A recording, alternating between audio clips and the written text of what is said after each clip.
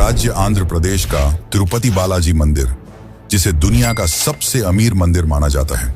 इस मंदिर में हर महीने 300 से 400 करोड़ रुपए का दान आता है और इस मंदिर की कुल संपत्ति 2.5 लाख करोड़ रुपए है, जो दुनिया के कई देशों के बजट से भी कहीं ज्यादा है। मंदिर के पास 11 टन से अधिक सोना जमा है, जिसमें 1000 किलोग्राम का स्वर्ण मुकुट, 2.5 टन का सोने का कवच और हजारों सोने के आभूषण शामिल हैं। लेकिन इतना ज्यादा संपत्ति होने के बावजूद क्यों यहाँ के भगवान वेंकटेश्वर को कर्ज में डूबा हुआ माना जाता है? यह मंदिर भारत का ऐसा मंदिर है जो अपने अनसुलझे और चौंकाने वाले रहस्यों के लिए प्रसिद्ध है। यहाँ ऐसे ऐसे चमत्कार होते हैं जो विज्ञान और मानव सोच से परे हैं। यह मंदिर भगवान विष्णु के एक अवतार वेंकटेश्वर को समर्पित है और कहा जाता है कि यहाँ जो मूर्ति है वह खुद से प्रकट हुई है। इस मूर्ति के रहस्य भी चौंकाने वाले हैं। मंदिर के गर्भगृह में हमेशा पंखा चलता रहता है, जिस कारण यहाँ का तापमान हमेशा 20 डिग्री सेल्सियस ही होता है। इसके बावजूद वेंकटेश्वर भगवान की मूर्ति से हमेशा पसीना बहता रहता है, जिसे पुजारी थोड़ी थोड़ी देर में पोंछते रहते हैं। और साथ ही जब इस मूर्ति को चंदन के लेप से नहलाया जाता है तो इसकी छाती पर माता लक्ष्मी की आकृति दिखती है। तो क्या है इसकी असली सच्चाई? क्यों यह मूर्ति इतनी चमत्कारी है? एक और चौंकाने वाली बात तो यह है कि मूर्ति का पिछला हिस्सा देखने की सख्त मनाही है। माना जाता है कि इसके पीछे से गुप्त सुरंगें हैं। 1937 में एक युवा पुजारी रामानुजाचार्य इस मूर्ति के पीछे गए और वहां उन्होंने जो देखा वह हैरान करने वाला था। आखिर उन्होंने ऐसा क्या देखा? इस मंदिर में मिलने वाले प्रसाद के पीछे भी एक बड़ी और रहस्यमयी कहानी छुपी हुई है। यहाँ हर दिन 3 लाख से 5 लाख लड्डू बनते हैं और सारे लड्डू का स्वाद और वजन एक समान होता है। परंतु उससे भी ज्यादा चौंकाने वाली बात तो यह है कि इस मंदिर में इस्तेमाल होने वाली सारी चीजें एक रहस्यमयी गांव से आती हैं, जो कि इस मंदिर से 23 किलोमीटर दूर है। लेकिन आज तक इस गांव में कोई नहीं जा पाया। आखिर इसके पीछे क्या रहस्य है? इस मंदिर में भगवान वेंकटेश्वर की मूर्ति के सामने एक दीपक 1000 वर्षों से जल रहा है, वह भी बिना तेल और बाती के। आखिर यह कैसे संभव है और किसने इस दीपक को जलाया? आगे जब मैं इस दीपक की सच्चाई बताऊंगा तो आप भी हैरान रह जाएंगे। अगर आप इस मंदिर में जाएंगे तो आपको एक प्रथा देखने को मिलेगी, वह है केश दान करने की। इस मंदिर में हर दिन हजारों श्रद्धालु अपने केश दान करते हैं, पर आखिर ऐसा क्यों? और चौंकाने वाली बात तो यह है कि वेंकटेश्वर भगवान की मूर्ति में लगा हुआ बाल असली है और कई हजार साल पुराना है। यह बाल न तो झड़ता है और न उलझता है। क्या यह विज्ञान है या कोई ऐसा चमत्कार जो हमारी समझ से परे है? अब सबसे मुख्य प्रश्न यह आता है कि मंदिर का निर्माण किसने और कब कराया? यह सबसे ज्यादा कठिन सवाल है जिसने इतिहासकारों को चौंका कर रख दिया है। 1987 में जब ASI यानी कि आर्कियोलॉजिकल सर्वे ऑफ इंडिया के इतिहासकारों ने इस मंदिर की उम्र पता करने के लिए कार्बन डेटिंग की, तो अचानक उनके सारे उपकरणों ने काम करना बंद कर दिया। तो क्या यह मंदिर अपने रहस्यों को सुरक्षित रखने के लिए खुद को बचाता है? इस मंदिर में की गई भविष्यवाणियां भी चौंकाने वाली हैं, जो आज सच हो रही हैं। माना जाता है कि मंदिर की कई ऐसी सच्चाइयां हैं जिन्हें आम लोगों से छिपाया जा रहा है। 2020 में नासा के प्रोजेक्ट गरुड़ के तहत तिरुपति पहाड़ियों का अध्ययन किया गया और इस विश्लेषण में उन्होंने जो पाया उसने नासा के वैज्ञानिकों को भी हैरान कर दिया। लेकिन इस रिपोर्ट को प्रकाशित करने से पहले ही बंद कर दिया गया। आखिर ऐसा क्या था उस रिपोर्ट में साल 2035 को लेकर जिसने सबको चौंका दिया? इस मंदिर के पास 11 टन से अधिक सोना है और वेंकटेश्वर भगवान की मूर्ति को पहनाया गया मुकुट ही 1000 किलोग्राम का है। लेकिन रहस्यमयी है इस मुकुट में लगी कृष्ण मणि, जो कि कोहिनूर से भी कहीं ज्यादा महंगी है। आखिर क्या है इस मणि की सच्चाई? क्या यह वही मणि है जिसका जिक्र विष्णु पुराण में कौस्तुभ मणि के रूप में किया गया है? ऐसे न जाने और भी कितने रहस्य हैं जो आपके कल्पना से कहीं परे हैं। लेकिन आज की इस डॉक्यूमेंट्री में हम आपको उन सारे रहस्यों की सच्चाई बताने वाले हैं जो कि आपको न ही किसी किताब में मिलेगी और न ही इंटरनेट पर। इस डॉक्यूमेंट्री में हम उतरेंगे इतिहास के उन अंधेरे कुओं में जिसका रहस्य आप सबसे छिपाया गया है। लेकिन उससे पहले अगर चैनल पर नए हैं तो वीडियो को लाइक करके चैनल को सब्सक्राइब जरूर कर लें। यह आपके लिए तो फ्री है, पर इससे हमारी काफी मदद हो जाती है। तो चलिए अब चलते हैं तिरुपति बालाजी की रहस्यमयी यात्रा पर। बोलिए जय तिरुपति बालाजी।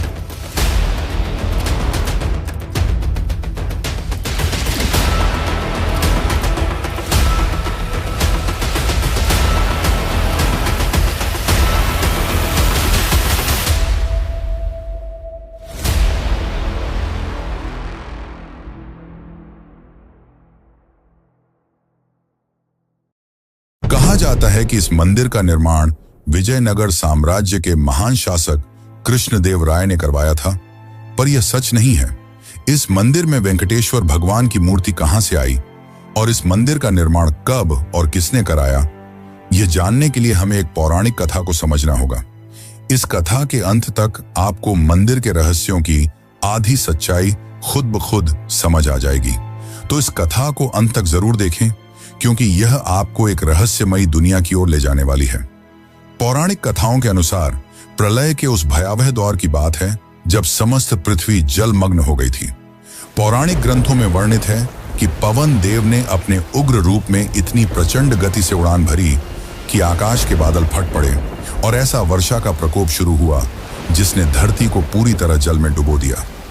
ऐसे में समस्त सृष्टि को संकट से उबारने के लिए भगवान विष्णु ने आदि वराह का अवतार धारण किया। उस दिव्य वराह ने अपने विशाल दांतों से संपूर्ण पृथ्वी को जल के गर्भ से बाहर निकाला और उसे पुनः स्थापित किया। इसके बाद सृष्टि पर पुनः जीवन का निर्माण करने के लिए ब्रह्मा जी ने विष्णु जी से अनुरोध किया कि वे यहीं रुकें, जिसके बाद विष्णु ने अपने वराह रूप को परिवर्तित कर एक नया दिव्य स्वरूप धारण किया। 4 भुजाओं वाला एक तेजस्वी स्वरूप जो साक्षात भगवान विष्णु का ही रूप था। इस स्वरूप में वे भूदेवी के साथ तिरुमला की पहाड़ियों पर निवास करने लगे। यहां उन्होंने मानव जाति को ध्यान योग और कर्म योग का ज्ञान देना शुरू किया। समय बीतता गया और कलयुग का आगमन हुआ। तब विष्णु इस लोक को छोड़ अपने बैकुंठ धाम वापस लौट गए, जिससे ब्रह्मा जी काफी चिंतित हो गए और उन्होंने नारद से अनुरोध किया कि वे श्री हरि विष्णु को वापस पृथ्वी पर लाएं। इसके बाद नारद जी गंगा किनारे पहुंचे। वहां उन्होंने देखा कि कुछ साधु गण एक गंभीर विषय पर चर्चा कर रहे थे। वे यह निर्णय नहीं कर पा रहे थे कि उनके यज्ञों का फल किस देवता को अर्पित किया जाए। तब नारद मुनि के सुझाव पर महर्षि भृगु ने त्रिदेव की परीक्षा लेने का निश्चय किया। सबसे पहले वे ब्रह्मा के पास गए, पर उस समय ब्रह्मा अपनी सृष्टि के निर्माण कार्य में व्यस्त थे, जिससे महर्षि काफी क्रोधित हुए और वहां से चले गए। जिसके पश्चात महर्षि शिव जी के पास पहुंचे। भगवान शिव ने जैसे ही महर्षि भृगु को देखा, वे प्रसन्न होकर उनका आलिंगन करने के लिए आगे बढ़े, किंतु भृगु ने उनके आलिंगन को स्वीकार करने से इनकार कर दिया और कहा, हे महादेव, आपने सदैव ही धर्म और वेदों की मर्यादाओं का उल्लंघन किया है। आप दुष्ट राक्षसों और असुरों को ऐसे वरदान देते हैं जिससे संपूर्ण सृष्टि को संकटों का सामना करना पड़ता है।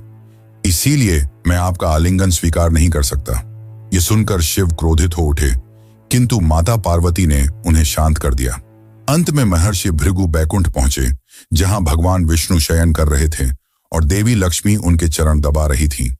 भृगु ने क्रोध में आकर भगवान विष्णु की छाती पर जोरदार लात मारी, किंतु विष्णु ने शांत भाव से उठकर न केवल महर्षि से क्षमा मांगी, बल्कि उनके चरण दबाने लगे और पूछा, महर्षि, आपके कोमल चरणों को मेरे कठोर हृदय से चोट तो नहीं लगी? भगवान विष्णु की इस अद्भुत विनम्रता और सहनशीलता को देखकर महर्षि भृगु अत्यंत प्रसन्न हुए और उन्होंने घोषणा की कि अब से सभी यज्ञों का फल केवल भगवान विष्णु को ही प्राप्त होगा। इस घटना के बाद श्री हरि विष्णु ने तो भृगु को क्षमा कर दिया, पर इस अपमान से माता लक्ष्मी काफी क्रोधित हो उठी। उन्हें अपने पति का यह अपमान सहन नहीं हुआ और उन्होंने भगवान विष्णु से भृगु ऋषि को श्राप देने के लिए कहा, परंतु विष्णु तो धैर्य और क्षमा के सागर थे, इसलिए उन्होंने ऐसा नहीं किया। इसके परिणाम स्वरूप माता लक्ष्मी ने बैकुंठ लोक का त्याग कर दिया और तपस्या करने धरती लोक पर आ गई। वे कोल्हापुर नामक स्थान पर ध्यान करने लगी। इस बात से विष्णु जी अत्यंत दुखी हो गए। उन्हें बैकुंठ में सूनापन महसूस होने लगा। इसके पश्चात उन्होंने भी बैकुंठ को छोड़ दिया और धरती पर माता लक्ष्मी की खोज में निकल पड़े। वे घने जंगलों में भटकते, नदियों के तट पर बैठकर रोते, पर्वतों की चोटियों से पुकारते, किंतु लक्ष्मी का कहीं पता नहीं चला। थक हार कर वे वेंकटेश्वर पर्वत में एक वृक्ष के नीचे स्थित विशाल चींटी की बांबी के आश्रय में विश्राम करने लगे। उनकी यह दशा शिव और ब्रह्मा से देखी नहीं गई और उन्होंने उनकी सहायता करने का निश्चय किया। इसके बाद शिव जी और ब्रह्मा जी ने गाय और बछड़े का रूप धारण किया और माता लक्ष्मी के पास पहुंचे। माता लक्ष्मी ने उन दोनों को उस समय के शासक चोल राजा को सौंप दिया। राजा ने उन्हें अपने महल की पशुशाला में रखवा दिया और उनकी जिम्मेदारी एक चरवाहे को सौंप दी। कुछ दिनों तक दूध देने के बाद एक दिन वह गाय अचानक दूध देना बंद कर देती है। इसके बाद एक रहस्यमय घटना घटने लगती है। गाय रोजाना कुछ समय के लिए गायब हो जाती और लौटते समय उसका थन खाली मिलता। चरवाहा हैरान था।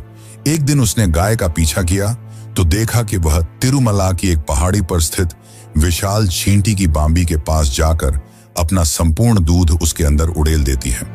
जब उसने ध्यान से देखा तो आश्चर्यचकित रह गया। उस बांबी के भीतर स्वयं भगवान विष्णु विराजमान थे, जो उस दूध को पीकर अपनी भूख मिटा रहे थे। क्रोध में आकर चरवाहे ने गाय की ओर कुल्हाड़ी फेंकी। तभी एक चमत्कार हुआ। विष्णु तुरंत प्रकट हो गए और गाय को बचाने के प्रयास में कुल्हाड़ी उनके माथे पर जा लगी। तब श्री हरि विष्णु ने क्रोध में आकर उस चरवाहे को वहीं पर मृत्युदंड दिया। जब यह बात राजा को पता चली तो वे तुरंत वहां पहुंचे। तब विष्णु ने क्रोध में कहा, सेवक के पाप में उसके स्वामी की भी बराबर की हिस्सेदारी होती है। इस कारण मैं तुम्हें श्राप देता हूं कि तुम अपना बचा हुआ जीवन राक्षस की भांति व्यतीत करोगे। इस श्राप को सुनकर राजा अत्यंत भयभीत हो गए और उन्होंने विष्णु जी से क्षमा याचना की। तब विष्णु जी का क्रोध शांत हुआ और उन्होंने राजा को वरदान देते हुए कहा, हे राजन, तुम्हारा अगला जन्म आकाश राजा के रूप में होगा। तुम्हारी एक पुत्री होगी जिसका नाम पद्मावती होगा और उसका विवाह मेरे वेंकटेश्वर स्वरूप से होगा। फिर राजा चोल का आकाश राजा के रूप में पुनर्जन्म हुआ और उनके घर पद्मावती नाम की एक सुंदर कन्या का जन्म हुआ। और उसी वक्त भगवान विष्णु ने भी वकुला नामक साध्वी के घर श्रीनिवास रूप में जन्म लिया, जो कि गरीब परिवार से आते थे। अब धीरे धीरे दोनों की उम्र बढ़ने लगी और देखते ही देखते वे शादी के लायक हो गए। एक दिन पद्मावती अपने कुछ सखियों के साथ वन में घूम रही थी। उसी वक्त अचानक एक गुस्से से तिलमिलाया जंगली हाथी बड़ी ही तेजी से उनकी ओर बढ़ा। वे काफी डर गईं, लेकिन तभी वहां श्रीनिवास आ पहुंचे और उसकी रक्षा की। इससे पद्मावती काफी प्रभावित हुई और दोनों ने एक ही नजर में एक दूसरे को पसंद कर लिया। ये बात पद्मावती ने अपने पिता आकाश राजा को बताई। शुरू में तो उन्होंने साफ मना कर दिया, क्योंकि श्रीनिवास काफी निर्धन परिवार से थे। पर रात में राजा आकाश के सपने में भगवान विष्णु आए और उन्हें अपने वरदान के बारे में बताया, जिसके पश्चात राजा आकाश श्रीनिवास और पद्मावती के विवाह के लिए मान गए। लेकिन जब दोनों का विवाह हुआ तब एक शर्त रखी गई कि वर पक्ष को वधू पक्ष को कुछ धनराशि देनी होगी। परंतु श्रीनिवास तो काफी गरीब परिवार से थे, जिस कारण उन्होंने धन के स्वामी कुबेर से कुछ धन उधार लिया और उन्होंने कुबेर से यह वादा किया कि वह यह धन कलयुग के अंत तक चुका देंगे। और इसी कारण आज भी श्री वेंकटेश्वर को कर्ज में डूबा हुआ माना जाता है और यहाँ आने वाले श्रद्धालु अपनी कमाई का कुछ हिस्सा भगवान को दान करते हैं, ताकि वे उनका कर्ज जल्द से जल्द चुका सकें। आगे इस कथा के अनुसार जब श्रीनिवास और पद्मावती का विवाह हो जाता है, तब इस बात का पता मां लक्ष्मी को चलता है। वह इस बात पर विश्वास नहीं कर पा रही थी कि उनके स्वामी ने किसी और कन्या के साथ विवाह कर लिया है, जिसके पश्चात पद्मावती और माता लक्ष्मी में विवाद हो गया। यह विवाद काफी ज्यादा बढ़ गया, जिसके बाद श्रीनिवास ने अपने आप को मूर्ति में बदल लिया और यही मूर्ति आज तिरुपति बालाजी में श्री वेंकटेश्वर के रूप में पूजी जाती है। माना जाता है कि अपने पति को मूर्ति में परिवर्तित होता देख माता लक्ष्मी और पद्मावती को अपनी गलती का एहसास हुआ और वे दोनों भी श्रीनिवास की मूर्ति में समा गईं, जिस कारण आज भी जब भगवान वेंकटेश्वर की मूर्ति को स्नान कराया जाता है, तब उनके सीने में माता लक्ष्मी और पद्मावती की छवि दिखती है।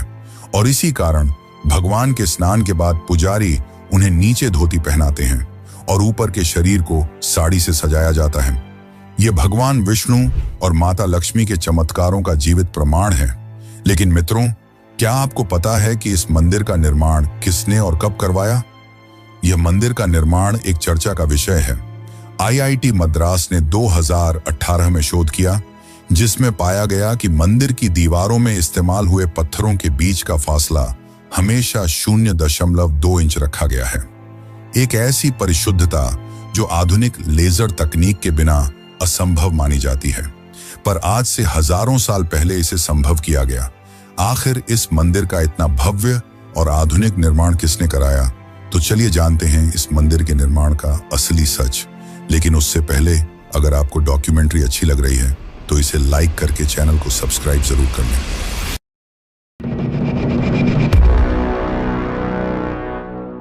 दोस्तों, आपने यह तो जान लिया कि यह मूर्ति यहां कैसे आई।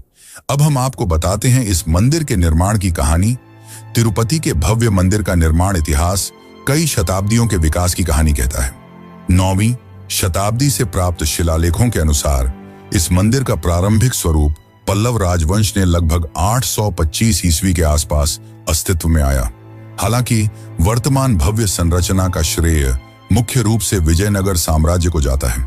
इस मंदिर का इतिहास 9वीं शताब्दी में पल्लव राजाओं के शासनकाल से शुरू होता है, जिन्होंने काले ग्रेनाइट पत्थर से मंदिर का प्रारंभिक गर्भगृह बनवाया। चोल राजवंश ने 11वीं शताब्दी में इसका विस्तार किया और 12 गांव मंदिर को दान में दिए। मंदिर को वास्तविक भव्यता मिली विजयनगर साम्राज्य के शासनकाल में। सम्राट कृष्णदेव राय ने 1509 से 1229 के बीच स्वर्ण गोपुरम का निर्माण करवाया और 30 गांव मंदिर को अर्पित किए। मराठा शासक रघुनाथराव पेशवा ने 1750 में चांदी का विशाल सिंहासन दान दिया। ब्रिटिश काल में मंदिर का प्रबंधन महंतों के पास रहा। 1933 में स्थापित TTD आज 300 से अधिक मंदिरों का संचालन करता है। मंदिर परिसर में 1200 से अधिक शिलालेख और ASI द्वारा खोजी गई 10वीं शताब्दी की गुप्त सुरंगें इसके ऐतिहासिक महत्व को प्रमाणित करती हैं। वर्तमान में यह विश्व के सबसे धनी मंदिरों में से एक है, जहां प्रतिवर्ष लाखों भक्त दर्शन के लिए आते हैं। ये सारी बातें ये बताती हैं कि इस मंदिर को किसी भगवान या किसी एक राजा ने नहीं बनवाया। इस मंदिर का निर्माण कई सालों में अनगिनत राजाओं द्वारा करवाया गया और इसके निर्माण में कई रहस्य छिपे हैं, जिसमें गुप्त सुरंगों का रहस्य सबसे खास है। माना जाता है कि यहाँ 7 गुप्त सुरंगें हैं, जिसमें से ब्रह्मास्त्र सुरंग, स्वर्ण बंदर मार्ग और काला पानी सुरंग मुख्य हैं। लेकिन इनको जानने से पहले हम मंदिर के खजाने के बारे में जानते हैं।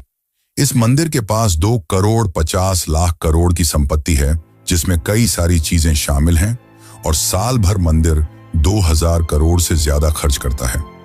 आखिर मंदिर इस पैसे को कहां खर्च करता है और हर साल इतना खर्च करने के बावजूद आखिर मंदिर का पैसा 10 गुना ज्यादा तेजी से कैसे बढ़ता जा रहा है और यह पैसा कहां रखा गया है, इसकी सुरक्षा कौन करता है?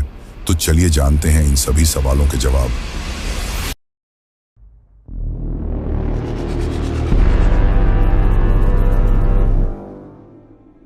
मंदिर की मासिक आय लगभग 300 से 400 करोड़ है, जबकि इसकी सालाना कमाई 5000 करोड़ से ऊपर पहुंच जाती है। इस मंदिर के पास 11 टन से अधिक सोने का खजाना है, जिसमें 1000 किलोग्राम का मुकुट और 2.5 टन सोने का कवच है। साथ ही और भी कई सोने के आभूषण हैं। 2022 में एक भक्त ने 1000 किलो सोना दान किया, जो एक ही दिन में किसी मंदिर को मिला सबसे बड़ा दान बन गया।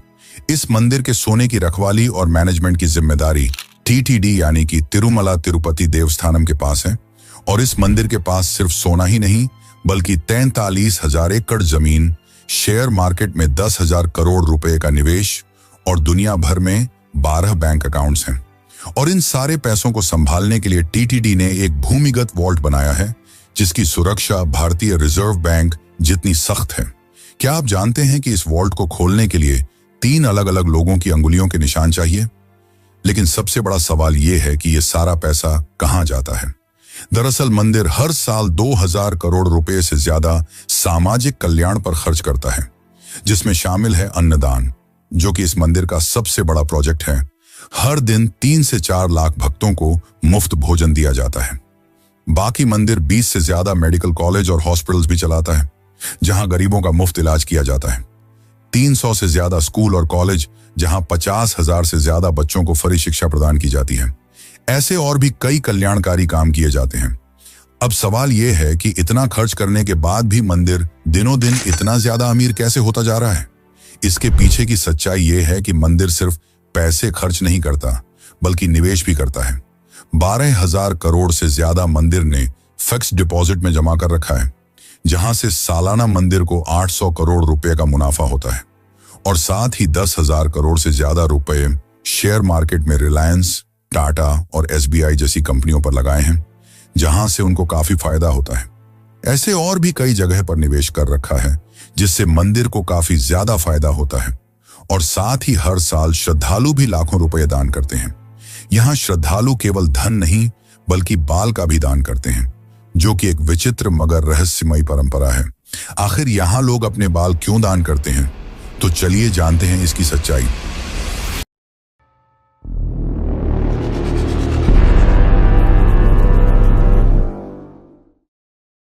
पौराणिक कथाओं के अनुसार जब उस चरवाहे ने भगवान विष्णु के सर पर कुल्हाड़ी मारी, जिससे उनके माथे में गहरी चोट आई और उनके बाल भी कट गए, और जब गंधर्व राजकुमारी नीला देवी ने यह देखा, तो उन्होंने बिना कुछ सोचे समझे अपने लंबे खूबसूरत बाल काटकर विष्णु जी के सर पर जोड़ दिए।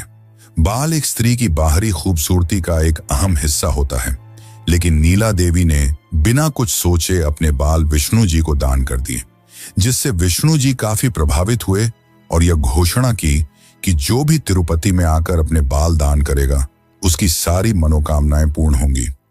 इस कारण वर्ष आज भी बड़ी संख्या में भक्त यहां आते हैं और अपने बाल दान करते हैं। माना जाता है कि यहाँ की वेंकटेश्वर भगवान की मूर्ति में जो बाल हैं, वो नीला देवी के ही हैं, जो कि हजारों सालों से जिंदा हैं। ये ना तो झड़ते हैं और न ही उलझते हैं। जब भक्त मंदिर में केश दान करते हैं, तो यहाँ के कर्मचारी उन बालों को इकट्ठा करते हैं, फिर उन्हें धोकर और साफ करके हेयर विग्स और हेयर एक्सटेंशन बनाए जाते हैं और बाद में इन्हें बेच दिया जाता है। इन बालों को विदेशों में बेचकर मंदिर महीने के लगभग 20 लाख रुपए कमाता है, क्योंकि माना जाता है कि विदेशों में भारतीय बालों की काफी ज्यादा डिमांड है। अब हम जानने वाले हैं वो रहस्य जो विज्ञान और आपकी सोच से परे है, मूर्ति के पीछे का रहस्य। आखिर क्या है इसके पीछे, और क्या है गुप्त सुरंगों का रहस्य? तो चलिए जानते हैं। और अगर यहां तक देख ही चुके हो तो कमेंट में बालाजी महाराज की जय जरूर लिखें।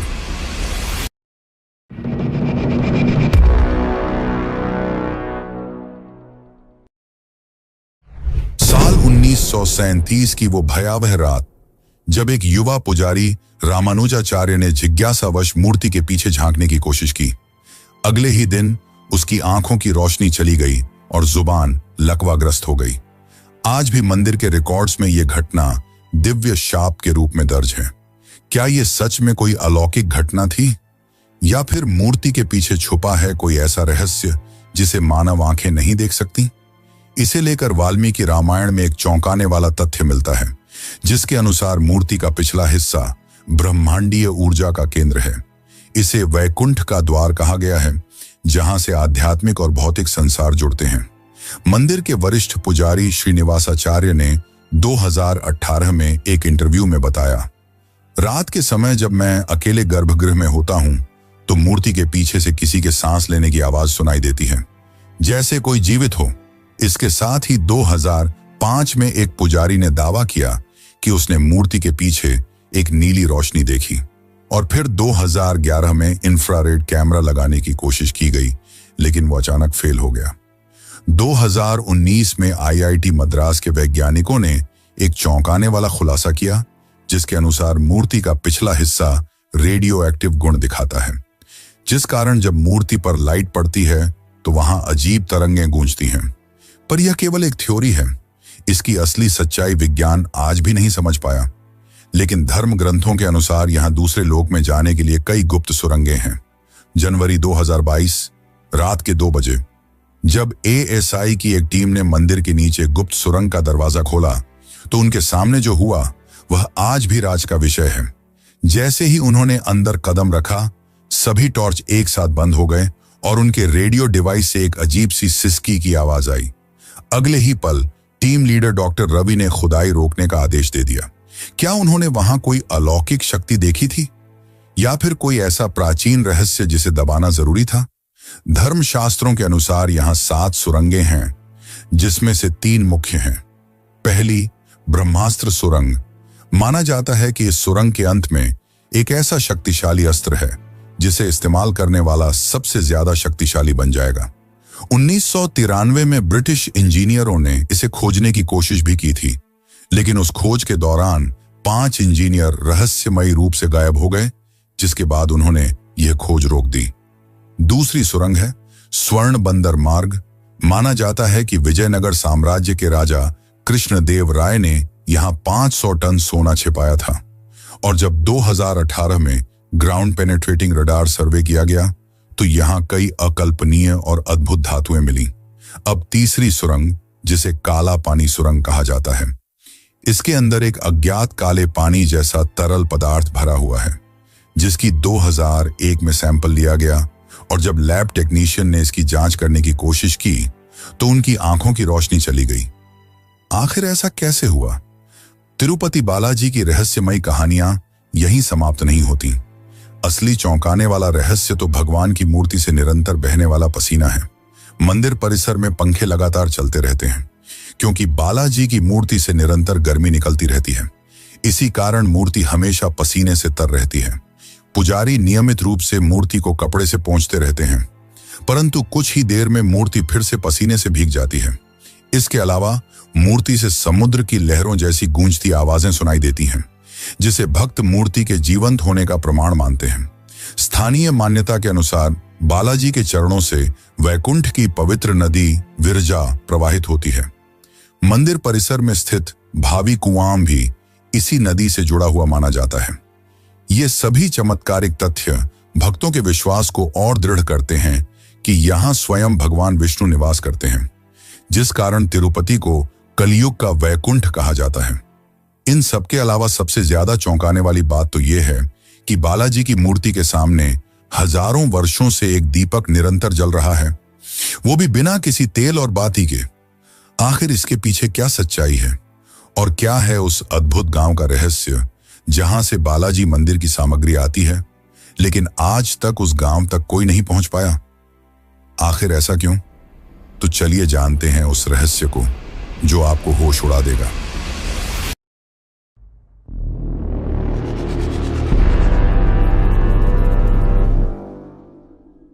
1000 साल से जल रही वो लौ जिसने वैज्ञानिकों को हैरान कर दिया है। आज से 1000 वर्ष पूर्व जब राजा कृष्णदेव राय ने पहली बार इस दीपक को जलवाया था, तब से आज तक यह एक पल के लिए भी नहीं बुझा। यह कोई मिथक नहीं, बल्कि टीटीडी के ऐतिहासिक रिकॉर्ड्स में दर्ज सच्चाई है। लेकिन सबसे चौंकाने वाला सवाल यह है, आखिर यह दीपक बिना तेल और बाती के कैसे जलता है? 2017 में डीआरडीओ की एक टीम ने इसकी रिसर्च की तो पाया कि यह दीपक एक अमृत तुल्य नामक तेल से जलता है, जो हिमालय की जड़ी बूटी से बनाया जाता है, और इसकी बाती देवदार वृक्ष की छाल से बनी है, जो हजारों वर्षों तक नहीं जलती बल्कि धीरे धीरे रूपांतरित होती है। साथ ही वैज्ञानिकों ने बताया कि गर्भगृह की वेंटिलेशन सिस्टम इतनी परफेक्ट है कि हवा का प्रवाह दीपक को हमेशा जलाए रखता है। क्या यह भगवान की लीला है या फिर प्राचीन भारत की कोई दिव्य तकनीक जिसे आज भुला दिया गया है? कहा जाता है कि इस मंदिर में चढ़ने वाली हर एक चीज, चाहे वह दूध हो, फूल हो या कुछ और, वह मंदिर से 23 किलोमीटर दूर स्थित एक गांव से आती है। लेकिन ना तो आज तक किसी ने इस गांव का नाम सुना है और ना ही इसे कोई ढूंढ पाया है। इस गांव को खोजने का प्रयास बहुत से लोगों ने किया है, लेकिन यह आज तक एक रहस्य ही बना हुआ है। इस मंदिर से जुड़ी कई खतरनाक भविष्यवाणियां हैं जिन्हें नासा ने भी सच माना है। तो आखिर वह भयावह भविष्यवाणी क्या है जिसने नासा को भी चौंका कर रख दिया? लेकिन उससे पहले हम यहां बनने वाले प्रसाद की बात करते हैं, जो आज भी चर्चा का विषय है कि कैसे सभी लड्डुओं का वजन और स्वाद एक जैसा होता है।